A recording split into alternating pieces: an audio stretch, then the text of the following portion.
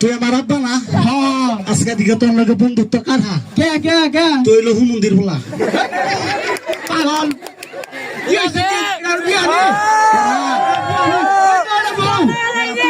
তুই এটা নিবি পাগল। শুন, জীবনে কোনোদিন শুনছ বাপ বেটাই কোনোদিন বন্ধু হয়েছে? তুই তো বেশি বুঝতাছ। তুই যদি আমি তোর বলা না, তুই যদি আমার হুমন্দির বলা না কস, এই ব্যক্তি তোর এই মঞ্চের তলে না বাইরাবো। আমার তো পাগল হয়েছে, এই শীতের মধ্যে আসতে বুঝলাম।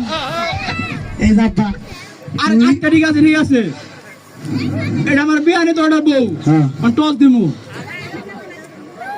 না।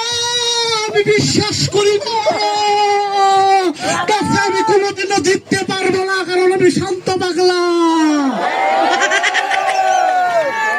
যা, তাও যখন তুই বললি তুই টস দিবি, যা আমি এটাই মেনে নিলাম। আমি একটা পাগল, তুই টস দে। তুই টস দে আজকে। হে বন্ধু, পয়সা তো নাই ওর কাছে, তাহলে কি বলবো?